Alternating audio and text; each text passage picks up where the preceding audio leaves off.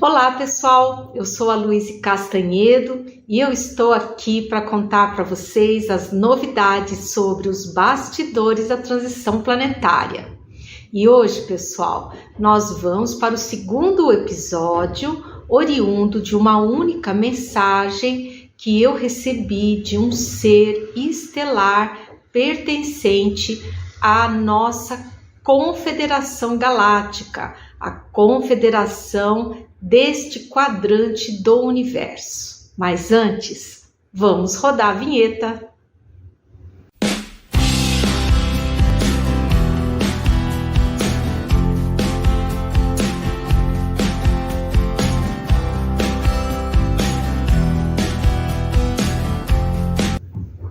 Então, pessoal, quero começar o vídeo saudando todos vocês, meus ouvintes queridos, e eu gostaria de contar uma novidade para vocês. A primeira novidade é que a reforma aqui não acabou, então nós vamos aqui continuar ouvindo os martelinhos batendo, porque eu infelizmente não tenho como fazer eles pararem. Mas a novidade mesmo, de verdade, que eu quero contar para vocês é que o nosso eminente coordenador do projeto, um ser das Pleiades, que já foi terráqueo, que viveu aqui na Terra em tempos imemoriais, na antiga Lemúria, o Will, esteve aqui encerrando o terceiro livro. Ele encerrou o bloco de mensagens relativo ao terceiro livro. Então, eu já comecei imediatamente a trabalhar esses textos e espero em breve, mais breve que for possível para mim, colocá-lo já à disposição de vocês.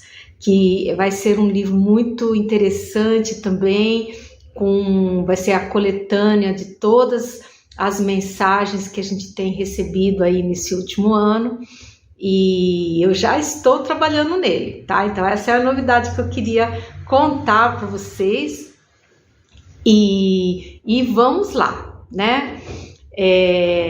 Eu gostaria muito, quem não é inscrito ainda, por favor, gente, se inscrevam no canal. Vamos chegar aí nos 17 mil, porque já somos, gente, em 16.980 inscritos. Que legal! E nós completamos um aninho de vida agora, dia 4 de julho. Olha que legal! Muito bom isso, né? Então eu quero agradecer muito a audiência, o carinho de vocês, a participação. E eu fico realmente muito feliz. Mas então, vamos à mensagem, né? Essa mensagem, como já contei para vocês no vídeo passado, ela veio de um ser muito elevado, muito evoluído, de nome Roblô, que trabalha na Confederação Galáctica. No primeiro vídeo passado, no episódio passado, para a turma do podcast, né? Ele nos deu uma verdadeira aula sobre Confederação Galáctica e como eles se organizam, porque eles são extremamente organizados. A nossa organização aqui, perto da deles, gente, é coisa de criança mesmo. Mas hoje nós vamos conversar sobre como todos os criminosos, e foi bem essa palavra que ele falou, criminosos estelares envolvidos com a nossa elite trevosa aqui do planeta serão tratados. E ele falou também sobre a segurança estelar. Olha só que interessante, né? Ele começou assim: minha filha, parece que você leu uma mensagem mais antiga e que somente agora o teu cérebro registrou a questão. Porque isso eu já contei para vocês. Eu recebo tanta informação que algumas eu processo rapidamente, outras Às vezes eu passo meio batido, não sei nem explicar, parece que é como se o cérebro desse uma ignorada, assim, quando é uma coisa muito diferente. Aí depois de um tempo, quando eu pego o texto para reler, então a ficha cai, né? E o que era esse assunto? Esse assunto, ele é um texto mais antigo e onde a equipe da Federação Galáctica, o pessoal das telecomunicações estelares, afirmava que o desejo de todas as federações galácticas era o de iluminar o universo. E aí eu fiquei preocupada com os trevosos e fiquei pensando, tentariam esses trevosos obstaculizar a luz no universo?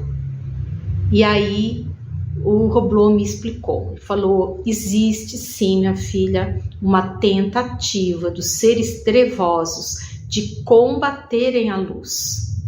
E esse combate, infelizmente, se materializa junto às federações galácticas. Mas não tenham medo, porque a luz sempre vence.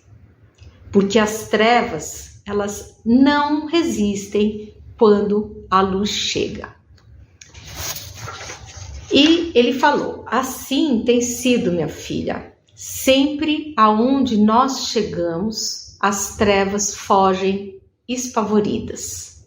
E elas vão se esconder em recantos ainda não iluminados do universo infinito. E aí eu pensei, gente, faz sentido, né? Porque Deus vai criando seres sem parar. Novos sóis, novos sistemas solares, novas galáxias, de forma que tudo está sempre em constante crescimento e movimentação. Então, mundos novos, eles são habitados por espíritos jovens, que são egressos da animalidade, e por espíritos antigos e rebeldes, que necessitam dessa depuração energética. E ele continuou explicando. Esses seres, sem o saberem, os espíritos rebeldes, eles são instrumentos de progresso para os espíritos jovens e ainda embrutecidos em suas qualidades morais. Porque vocês sabem, Deus cria todos nós como mônadas simples e ignorantes. E à medida em que nós vamos evoluindo, que nós vamos percorrendo esse trajeto evolucional, é que nós vamos nos depurando, vamos avançando, vamos evoluindo a nossa moral, vamos decifrando o código de valores interno que nos é colocado quando somos criados. É muito bonito isso de pensar. Por isso que a gente observa que digamos assim, a moral comum dos povos, ela vai se sofisticando. Então, se você pega, por exemplo, qual era a moral vigente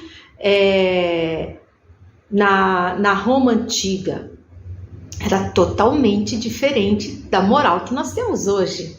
Era muito diferente, você tinha escravidão, você podia decretar a morte de um escravo seu e ninguém ia te questionar, você podia ser cruel, enfim, era outra moral, era outra vida. Na Idade Média já era diferente, um pouco melhor, mas mesmo assim ainda muito aquém das regras morais que nós temos hoje, que serão consideradas brutas daqui a milênios. Nós, enquanto humanidade, vamos olhar para trás e vamos falar, nossa, olha só que atrasados, o pessoal comia carne ainda tinha guerras, e assim nós vamos caminhando, nós vamos decifrando esse código de valores que Deus nos coloca, e ele vai se abrindo devagarinho, nós vamos acessando aquelas informações e vamos evoluindo, vamos caminhando no sentido da luz, que é o destino de todos nós, porque todos nós estamos fadados a ingressarmos no reino da luz, porque a lei da evolução é uma das leis divinas. Mas voltando então para a aula que o Roblot nos deu, ele continuou falando que os espíritos rebeldes, eles ensinam os espíritos jovens, refinando-os em suas posturas, costumes e gostos. Então, eles, mesmo não querendo, os seres rebeldes, eles estão trabalhando a evolução desses outros espíritos e povos jovens. Até que chega um dia em que eles se cansam de serem cercados por tantos aprendizes. E eles então começam a pensar e a agir de forma diferente, buscando mais informações e contatos com seres mais evoluídos.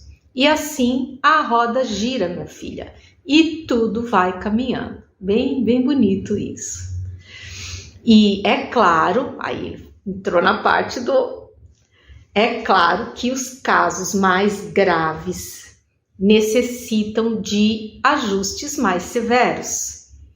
Qualidades espirituais mal utilizadas, mal empregadas, lhes são temporariamente retiradas ou obstaculizadas, até que esses seres façam as devidas reflexões evolutivas e possam ter o direito de novamente recebê-las.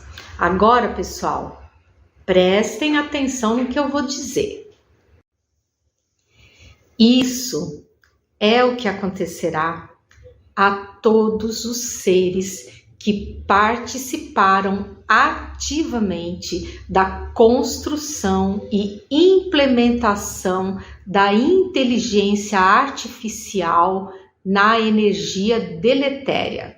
A energia deletéria, vocês já sabem, que eu já expliquei, tem vídeos e episódios onde eu falo sobre a energia deletéria que foi criada pela elite trevosa, e como o próprio nome diz, deletério é que conspurca, é que te puxa para baixo, que tenta te decompor, te puxar para baixo. E o que eles fizeram? Eles deram uma turbinada nessa energia deletéria, que por si só já é horrível, com uma programação de inteligência artificial, de forma que essa energia começasse a se autorreplicar. Eles são terríveis. E então a nossa elite trevosa, ela recorreu a seres extraterrestres não elevados para obter essa tecnologia na vã tentativa de deter o avanço do nosso planeta para o mundo de regeneração. Então eles pensaram assim, vamos criar uma energia ruim que abaixe todo o padrão vibratório da humanidade como um todo, em todos os sentidos, porque eles não conseguindo elevar o padrão vibratório deles, o planeta vai continuar sendo um planeta de expiações e provas, e nós vamos continuar aqui de boas, de buenas, como se diz, dominando todo mundo, e ainda vamos passar a perna nesse Cristo chato, porque eles são terríveis, né? Eles não têm respeito por nada nem ninguém. E esse era o plano sinistro deles. Só que o Cristo é o Cristo, gente. O nosso Cristo é muito poderoso. O nosso Cristo sabe o que vai no coração de cada um desses seres trevosos. Porque todos nós, encarnados e desencarnados, nós somos absolutamente transparentes para Ele. Não só para Ele, mas para toda a espiritualidade elevada, mas principalmente para Ele. Ele sabe exatamente como que a gente vibra, o nosso real grau de sinceridade evolutivo, tudo isso Ele conhece. Então eles ficam lá arquitetando esses planos, achando que estão no segredo da gente. Eles até podem imaginar isso, porque a gente aqui encarnado nós não vamos conseguir mesmo captar. Mas para a espiritualidade é tudo transparente. Todo mundo sabe o plano deles. Eles não sabem qual é o plano celeste para eles, mas Jesus e toda a equipe de espíritos altamente elevados sabem, tintim por tintim, de todo o planejamento da elite trevosa. Gente, o negócio é sério, é muito sério. Então, essa entidade da confederação continuou explicando. Ele falou assim, olha, todos esses seres que participaram, eles não terão mais o direito de receber a inteligência em suas novas vidas. A inteligência lhes será temporariamente confiscada até que eles se emendem e façam jus a recebê-la de volta. Todos eles sofrerão essa pena.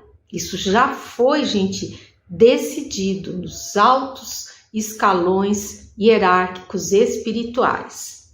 A elite trevosa do planeta nosso aqui, os seres extraterrestres não elevados que criaram essa programação de vírus, porque é uma programação de vírus, de inteligência artificial, e repassaram essa tecnologia para a elite trevosa, bem como os técnicos responsáveis por sua idealização e materialização, todos eles já estão condenados. Eles vão perder as suas inteligências por um bom tempo, até que eles se emendem e apresentem condições vibracionais e evolutivas para receber essa maravilhosa dádiva divina. E prestem atenção nisso que eu vou falar agora, que é sério.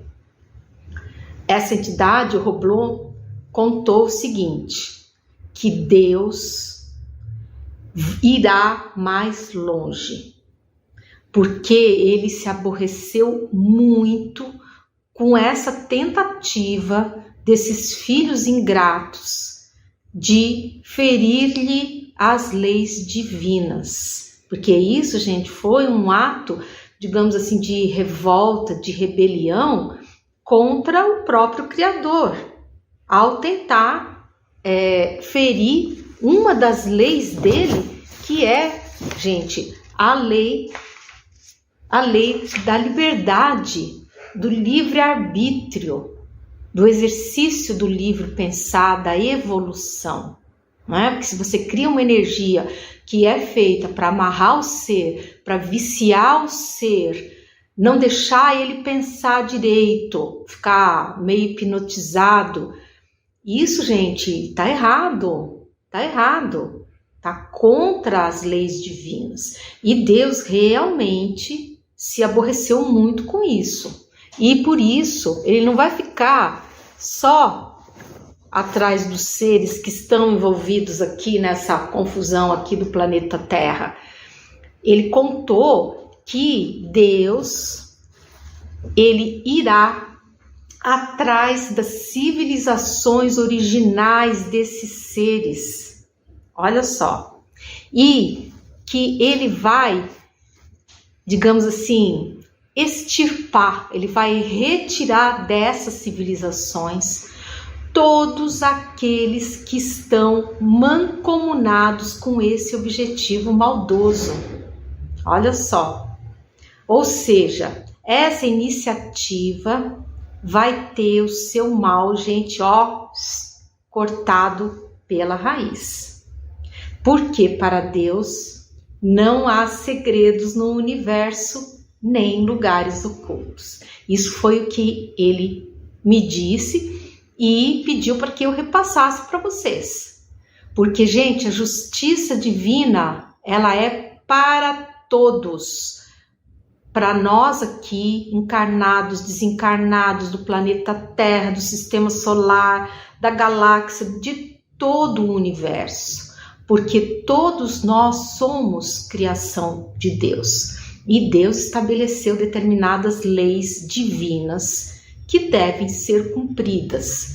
Quem ousar ir contra essas leis do bem vai receber um julgamento mais severo, que é o caso desses seres. Então, digamos assim, a corrigenda que Deus vai aplicar não vai ficar distrita só aos seres que estão aqui operando no planeta Terra.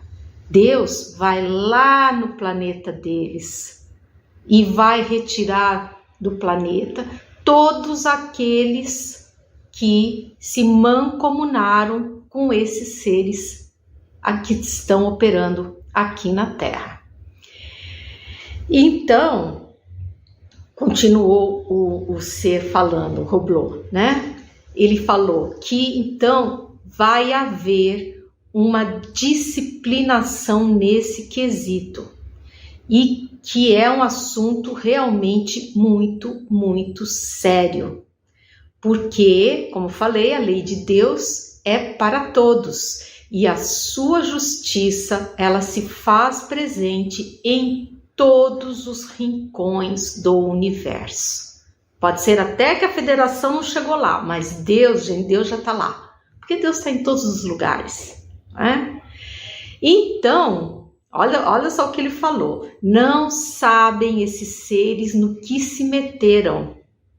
E se pensam que podem escapar da justiça divina, estão todos muito enganados. Na justiça divina, o crime não compensa. Olha só. Então, gente, essa turma aí, é bom colocar as barbas de molho, porque o castigo, como se diz aqui, né? O castigo vem a cavalo. E não adianta, você pode até cometer erros durante o seu processo evolutivo, que é normal, que Deus considera super normal, porque você vai aprendendo por tentativa e erro. Agora, você se comprazer repetidamente no mal, você não desejar se melhorar, você tentar obstaculizar as leis divinas, aí é outro departamento. E isso é considerado um crime. E como o nosso amigo Roblot muito bem e sabiamente colocou, na justiça divina o crime não compensa. Então, pessoal, espero que vocês tenham gostado. Eu gostei muito de saber disso, porque me deu, gente, muita tranquilidade, aquela tranquilidade de saber que super compensa você agir bem, que super compensa você se esforçar por melhorar, que você pode até errar, mas desde que você esteja errando, aprendendo, tá tudo certo, tá tudo bem, faz parte da evolução. Mas o importante é a gente estar sempre se autoanalisando, olhando para trás, vendo o que a gente errou, o que a gente pode melhorar, como que a gente pode fazer para melhorar, porque é isso que Deus quer. Deus quer que todos nós possamos caminhar de forma tranquila para a evolução, para a luz. Então é isso, eu sou a Louise Castanhedo, eu espero vocês no próximo episódio aqui desse canal. Então, um grande abraço e até lá!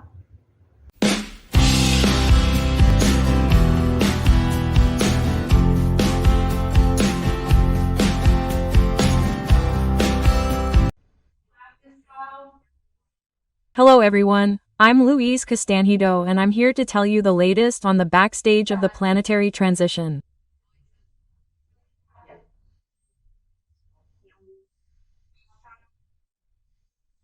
And today, folks, I'm going to give you some very interesting information that I received that talks about the evolution of souls or monads, as our elevated extraterrestrial brothers refer to them.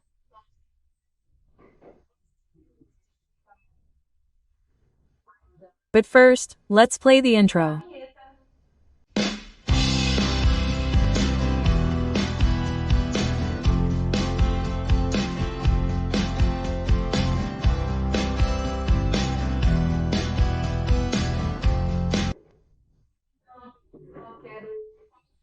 So, folks, I want to start our video as always by greeting all of you, my dear listeners on YouTube, the podcast, and all the people who follow the transition pills on other media.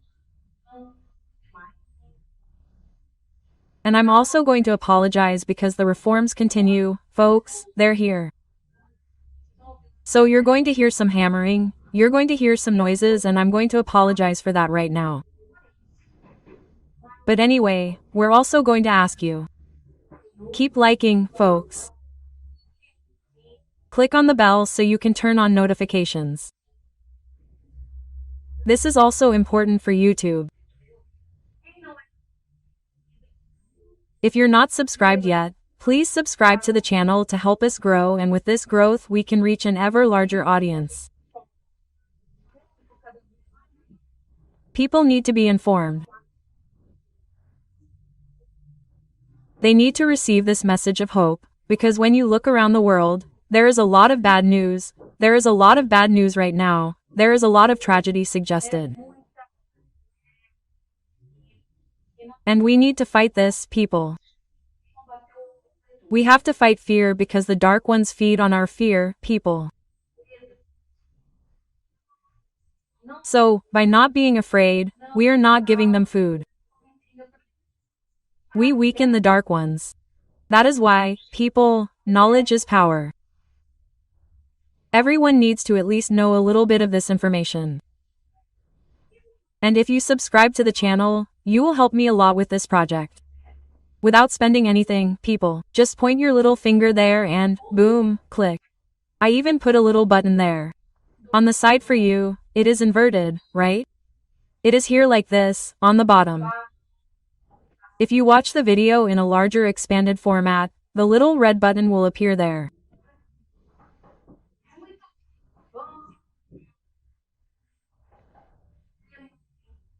But very well, let's start our extremely interesting topic today, which was presented, folks, by an entity of light here on the planet, who lived here, who was incarnated here in ancient times, and who today is in very high levels of light.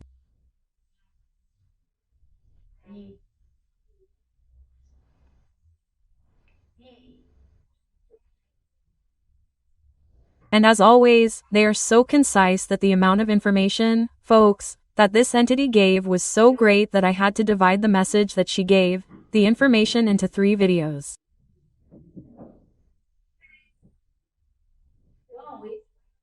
So, this will be the first of the sequence of 3 videos that I will make about the information that this entity gave us. And it already started like that, right? He began by saying to me, "So, my daughter, you asked about the evolution of monads, right?" Monads, for those who don't know, are souls, right? It's the divine spark that God creates. He creates mon. This is according to these entities, both spirituality and our stellar brothers, they refer to the soul, right? The spirit, anyway, right? It has many names, right? But it's the divine spark, the one that was created in the image and likeness of God.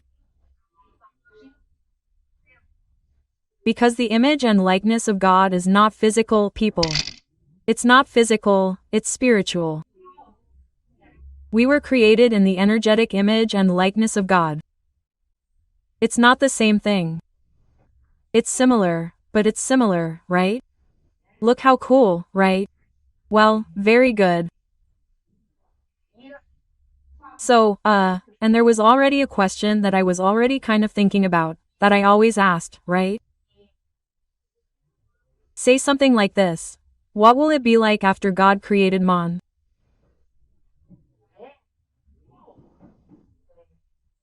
It is already individual. Well, because I had a lot of confusion with this issue of the concept of group soul, there is let's say, a line within Spiritism that understands that the group soul would be just one soul.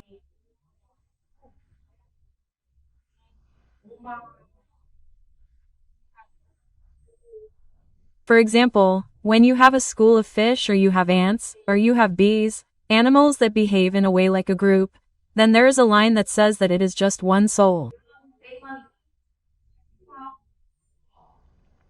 And I was very confused by that. I said, guys, but it doesn't add up for me.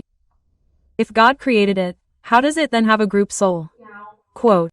That was confusing in my head and I was puzzled thinking about it. Then this wonderful entity appeared to clear this big doubt from my head and I believe from your head.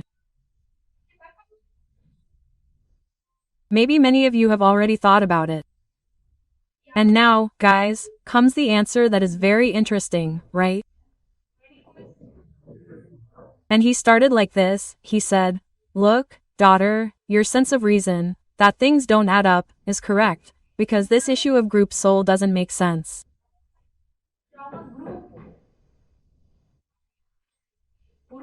Each being, no matter how small, already has its own monad, its own little soul.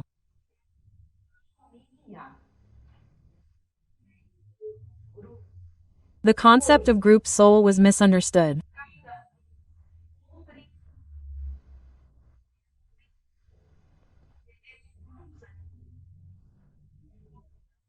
Then he explained, certain animals are placed in groups to strengthen certain senses in their monads, their little souls, such as, for example, discipline, cooperation, and group work.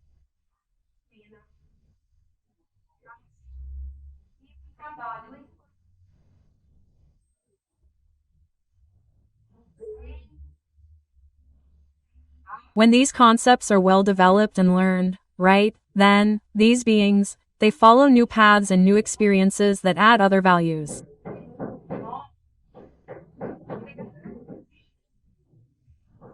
Look how interesting that is, right? So, sorry, it's important to emphasize that each being has its own independent and autonomous monad.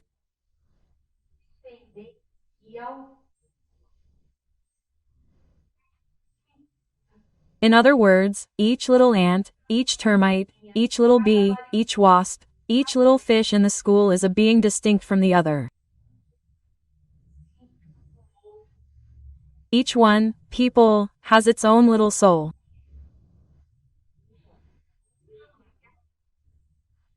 They are operating in that situation of group, right? Because they have to learn certain concepts, as he himself explained, of discipline, of cooperation, of group work, right?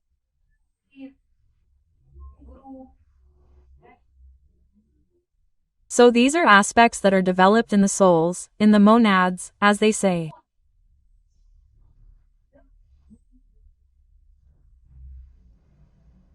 So, it doesn't make sense that God creates submonads and then joins them into a single monad, as people in this line of thought say that the group soul is actually a single animal, made up of parts.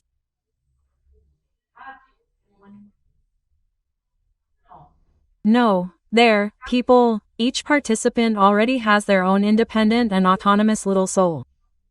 Because when God creates, He creates the entire being. He's not going to create a submonad, a piece of a monad. When He creates, He is a little soul for each one. God is wonderful. And each of these little souls, people, already has its own evolution record written inside it and also has within it the catalog of divine values that it accesses as it evolves. That's really beautiful, isn't it, people? Oh, God is perfect, right? Who knows, maybe one day we'll still be able to understand a little more about the wonders that he creates and that he operates in this infinite universe, right? And I get really excited about these things. I get really curious, wanting to know how it works, how it is. I think it's fantastic. I don't know about you, but I love knowing these things, right? And then, they said, many will think, but there are an endless number of little creatures, right? You take an anthill, for example, people, how many little ants can fit inside that one anthill, right? You take a termite mound, how many thousands of termites live in that one termite mound? And there are a lot. If you add them up, my God, there are trillions, quadrillions of little creatures, right? And they, this enlightened entity, answered us, right? He said, look, we answered, and there are really a lot, but the universe is infinite, and in the universe, there is room for all of God's creation. God wouldn't create without having a space to accommodate everyone. And he is wonderful, generous, he creates and makes room for everyone. We all have our guaranteed space in the universe, right? It's so beautiful, guys. And no one will feel cramped, no. Everyone has their own space, their own peace of mind, right? Because God creates all of this for us. Look what a loving Father he is. It's no wonder that our Lord Jesus Christ always refers to him as our beloved Father, as our eternal Father, because he really is wonderful. It's just that we still don't have the intelligence to understand many things. Sometimes we can't even understand Jesus, who is his Son, who became a man like us so that we could understand him better. Sometimes we can't even understand him properly, let alone God the Father, right? So, guys, we have a path to follow in the countryside. We have a good and wonderful evolution to make. So then they asked me, right? So did you like knowing all of this? Wow, I loved it. I was excited. I was thrilled, you know? I really liked it. And then they said it, then he said it, right? He said, look, we saw that you were thinking, worried about this issue, and we wanted to help your thinking, but think that you were on the right track when you thought that it didn't add up, that information wasn't correct, right?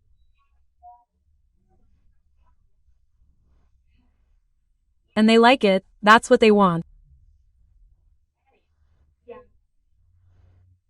They want us to think philosophically about things, because nowadays, unfortunately, this type of thinking is being fought against a lot.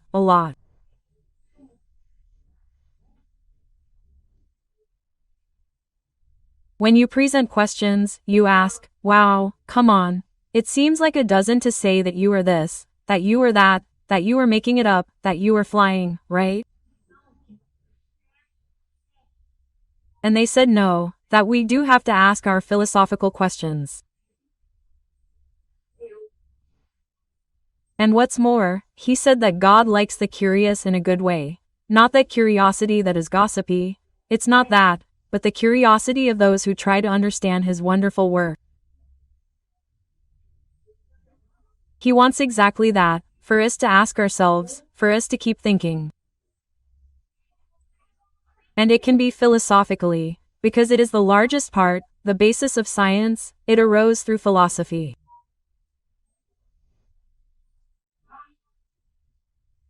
Our esteemed and beloved Greek philosophers, through their philosophical thoughts, began to establish the first bases of our scientific study. It is wonderful, and we have to continue like this. Philosophy is very important. Philosophy is one of the most important disciplines within our study. We have to prioritize it. And what is philosophizing? It is you thinking about it.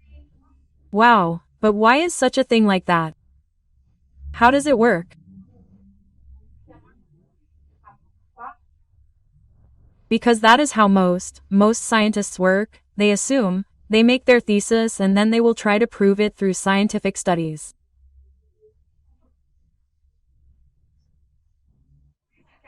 But that thesis, it is, people, pure philosophy. Isn't it nice to know that? I think it is very, very cool, very nice. So, don't be afraid to philosophize. Don't be afraid to philosophize, because philosophy is not at all boring. Philosophy is something, people, wonderful. And then I asked with who I had the honor of talking to and the entity. Then, he identified himself, because not everyone identifies themselves, but this entity identified himself.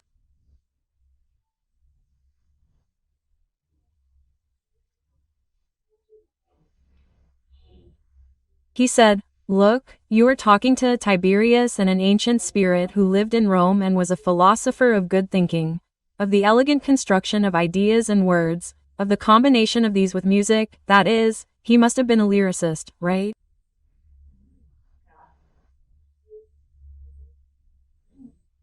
Look how beautiful."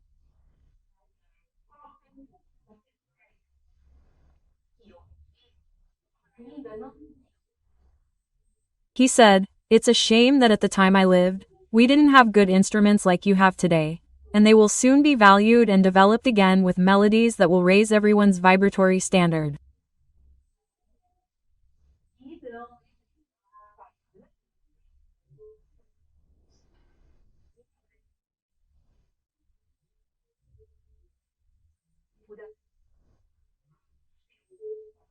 Soon, all these songs that exist today, with a low vibratory content, that suggest, feelings that are not elevated, they will be abandoned, because we ourselves will already have a new vibratory standard, and where we will be interested in raising our standard, happiness, joy, because music has this power.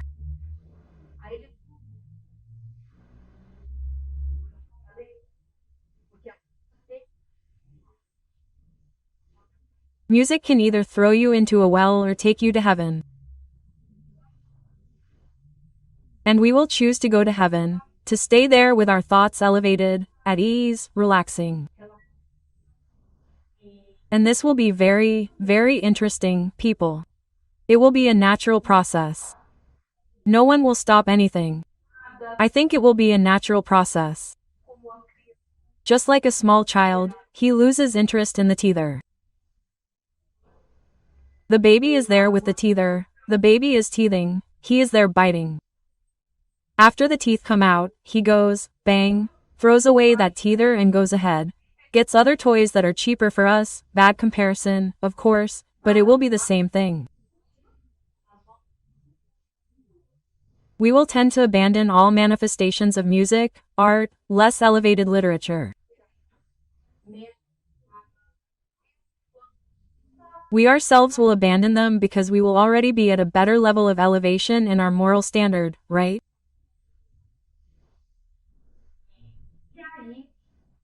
And then he went on to another subject and he talked, you know what, guys?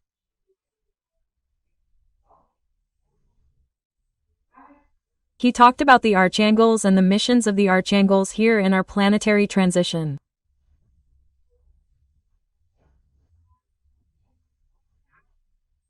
But I will tell you about this subject in the next video on this channel, in the next episode of this podcast, because otherwise this video, the podcast would be too long and tiring.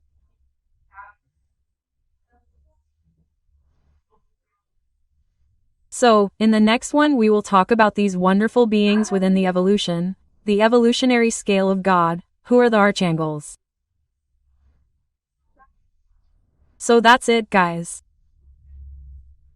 I hope you enjoyed the content of this message. I'm Louise Castanhedo and I'll be waiting for you in the next episode of this channel. To be able to tell you about the mission of the archangels here with us in the planetary transition. So that's it, folks, until then.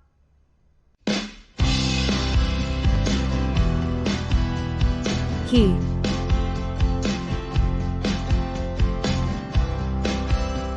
Hello, everyone. I'm Louise Castanhedo and I'm here to tell you the latest on the behind the scenes of the planetary transition.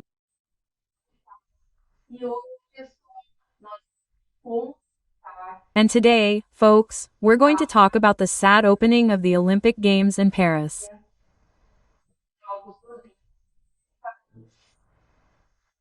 But first, let's play the intro.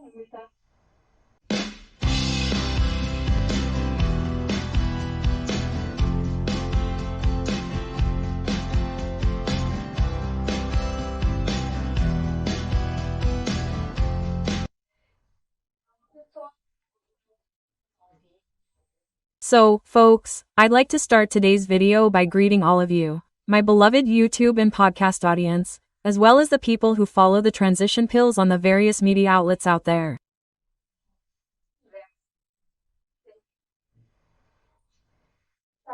I'd also like to ask you to subscribe to the channel. Folks, if you haven't subscribed yet, please do. It doesn't cost you anything and it will help me a lot in spreading this good news about the world of regeneration that's coming.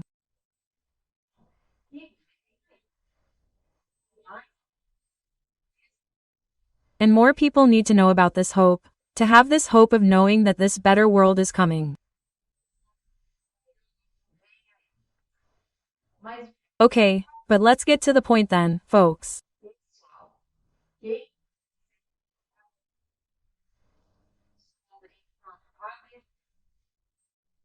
The person who made this analysis of the opening show of the Paris Olympics was an entity, a very luminous person, who lived in ancient Greece and who was active in the world of arts, especially in theater and philosophy.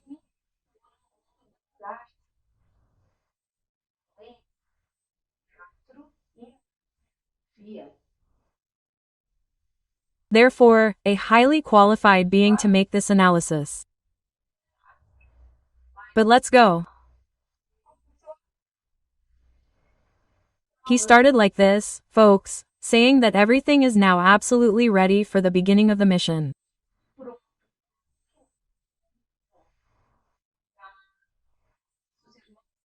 The ships are advanced stellar brothers, Michael the Archangel, the Knights Templar and also the wonderful planetary spirituality.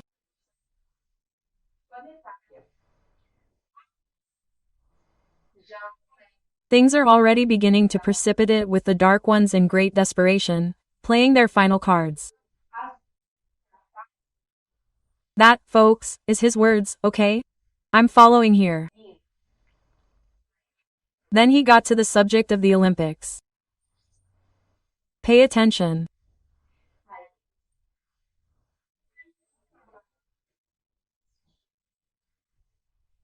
Then he said, you saw the opening of your Olympic Games, where you could clearly see the dark actions and all the artistic expression of the event.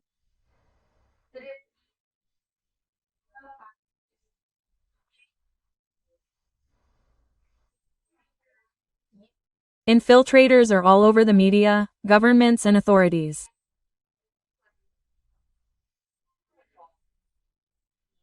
The Dark Ones manage to instill in the incarnates, especially those unsuspecting incarnates who do not pray, who are materialists, who do not connect with spirituality.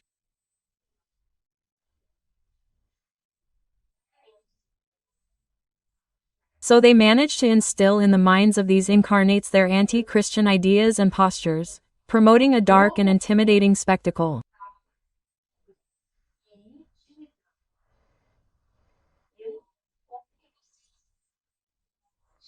I don't know how you felt watching this show, but I felt good the way he described it.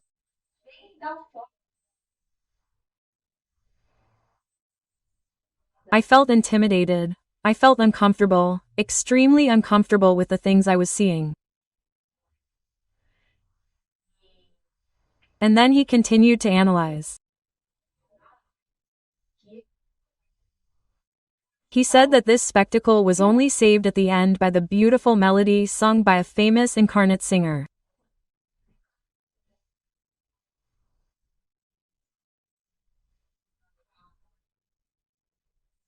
In this case, he was referring to the wonderful interpretation of Celine Dion, who by the way was all in silver, she was in light there, and that it was, let's say, a lifeline to the vibe, the terrible vibe that this whole show was transmitting, right?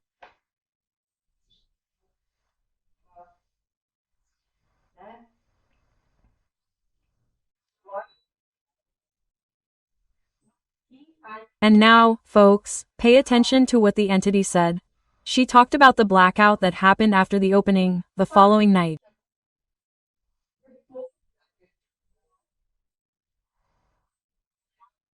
If I remember correctly, I think it was the following night.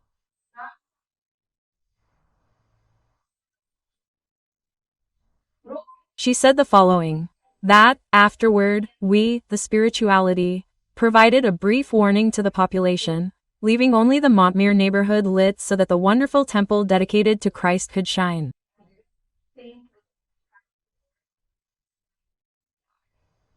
To the good listener, half a word is enough.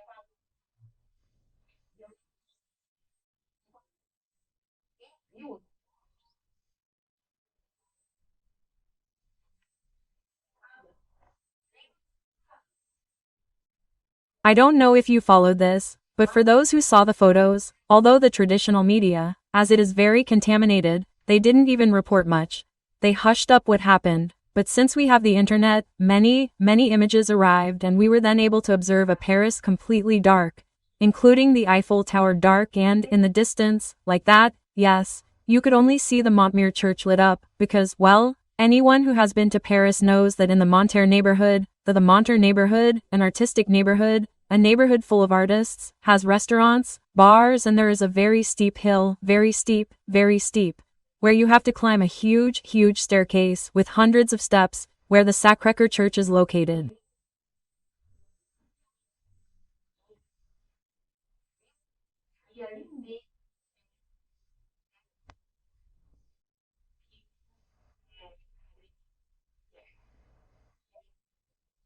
And this church, then, was built precisely on this hill so that it could be seen from all over Paris. And that is exactly what happened. Spirituality only kept the power plant there in Montmartre working, precisely because it was the plant that powered the church.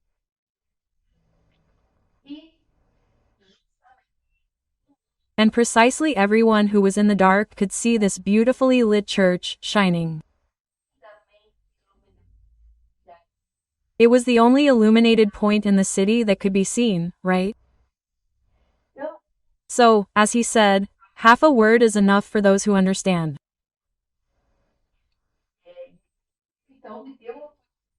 Well, and he even gave me permission. He said, "Look, my dear, you can comment on this in your next video so that people can make their reflections." So, guys, here's the information. Many people had already asked me, written to me asking, and I promised that I would make a video about it, and here's the video, okay? And then he continued talking, right? He said, "Look, as we said, things start to get worse and another step down.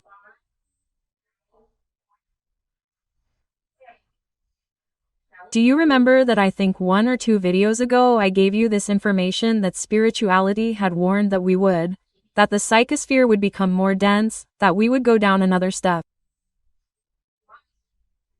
Well, it's already there. We've already gone down that step, right? And so guys, with this step of many things happening, we had, unfortunately, this terrible issue in Venezuela, horrible.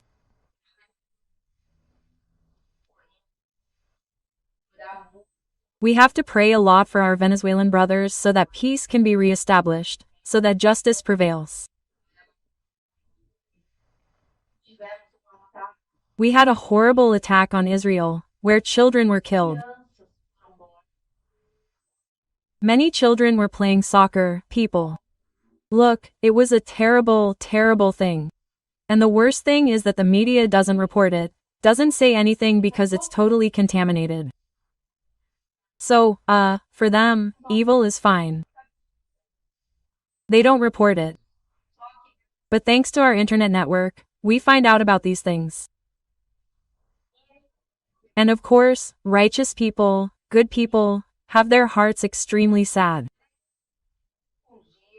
I was saddened and distressed to see that this was happening in the world. But the entity continued to explain to us what it said.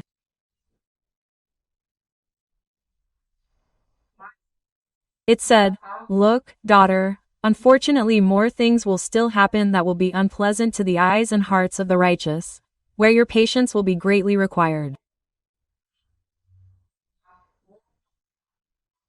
And look, guys, this is in the Bible. The patience of the righteous is in Revelation. I will even leave this verse in the description of this video so that you, whoever wants to, whoever is interested, can go there and look and research the sacred texts." And he commented, he continued speaking, right? He said, "Look, these are the end times and it is necessary for this to happen so that the prophecies are fulfilled." Because that's it, folks. Those who are awake already know that we are in the midst of the apocalypse. They already know that Christ is coming. They already know that we are going to enter the world of regeneration. But those who are not yet very awake will need a clearer sign. And this sign will be through what was said in the Holy Scriptures. That's why things are still going to happen.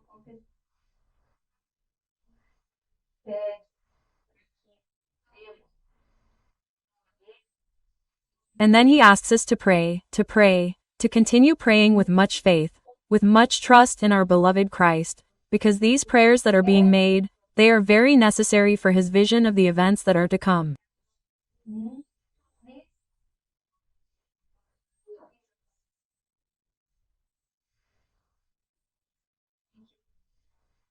So you already know that praying works very well and that we do indeed have to continue, folks, praying a lot for peace in the world, because this is indeed producing great results.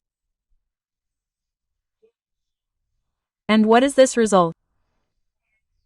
It is in your vision of the events that are to come, right?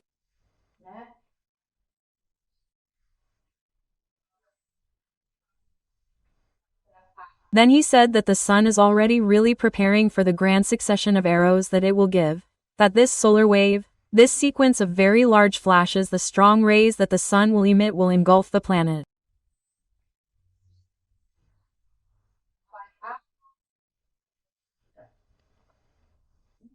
The signs are being given non-stop, because people keep getting news. Oh, the solar arrow, something like that, is coming to Earth, a cannibal wave, I don't know what. And nobody does absolutely anything. The governments laugh, they don't guide their populations to prepare themselves in the slightest for this event. And so do those responsible for the great religions of the planet. And look, people, it's not me who's saying this. I'm reproducing here the words of this wise Greek entity who was here.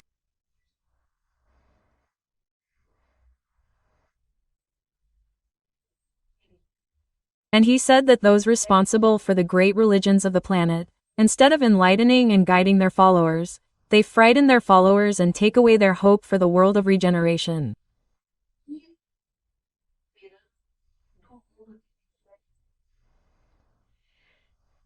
So all of this, people, contributes to the deepening of the psychosphere, right? But we have to be discouraged under no circumstances.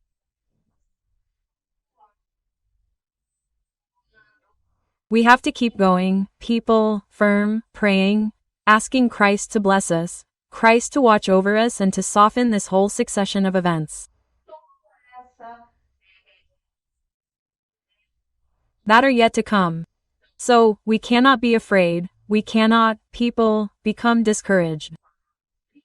This is the main message from this beautiful and luminous entity that was here.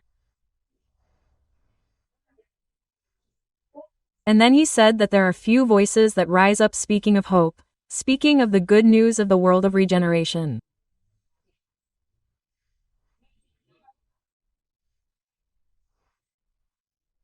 and that there are several attempts by the Dark Ones to hinder this work, but that the workers of light are not intimidated by this kind of thing.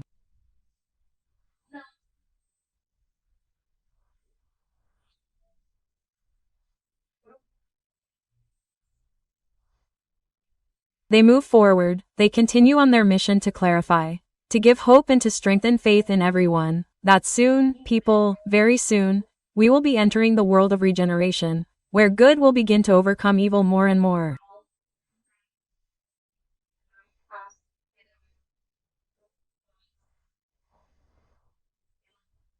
This will be on a gradual scale and, people, it will be like this, a single vector of growth.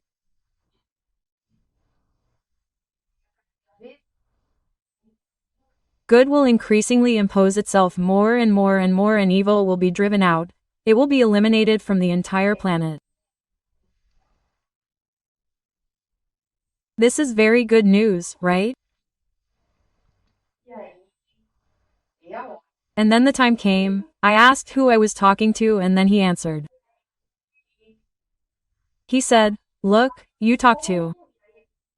And then there was static there, and I couldn't catch his name, I couldn't. I let go of my antennas and the name didn't come. The name came out brokenly and I couldn't reach a conclusion. So what did I do? When this happens, I've already learned to stay calm and move forward with the psychography, because there comes a certain moment when the information comes, and then he continued, right? Then you talk to and there's that static, and he continued. He's a Greek being who lived here philosophically, trying to elevate the thinking of the Igara masses of that time.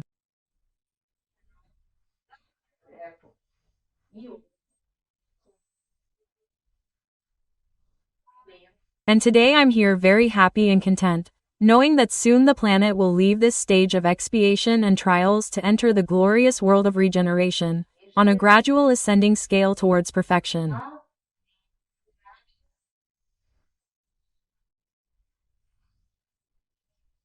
And so, this entity, people, he did have an energy. How can I explain it to you? Well, people, he was like, positive and very motivating. So much so, the session ended psychography, guys, I was like, I was excited, I was, wow, wanting to work even more for the light and wanting it very, very much. I already love working with this. And I was like, wanting to work even more. His energy is very, very, very nice. A very positive energy, very motivating, you know? And then he started to talk about the great rescue operation of the beings that are lost in the threshold.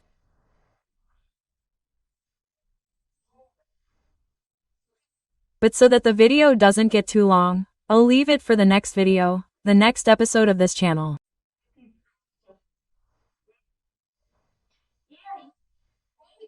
And then when he was saying goodbye, his name came, it entered my mind clear and strong. And what was his name, guys? Aristophanes. And I said, wow, Aristophanes, Aristophanes, I don't think I know this Greek character, right? We knew Aristotle, well, other Socrates, but we didn't know Aristophanes. And of course, when the psychography session was over, I ran to research him on the internet. And what did I find out, guys?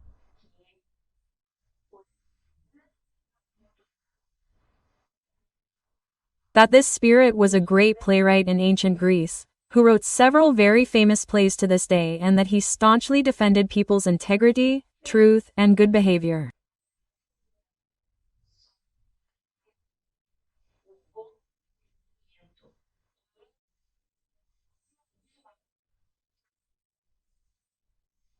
And he fought hard against the sophist school and the demagogic school that also began to emerge at that same time, because he lived, guys, there in the golden age here of Pericles, who lived at that time, when several schools emerged, some good and others, unfortunately, not so good, like the sophists and the demagogues.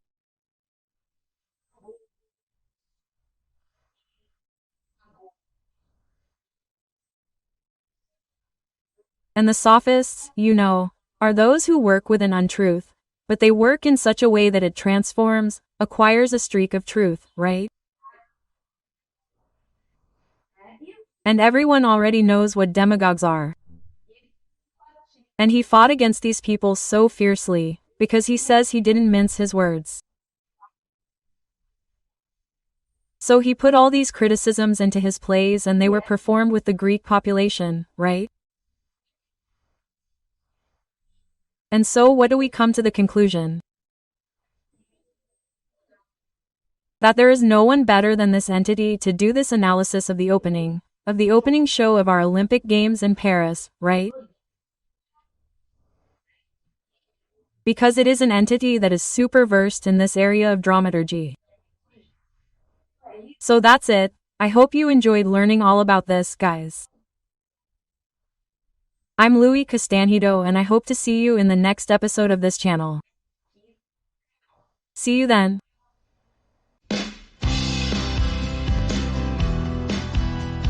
He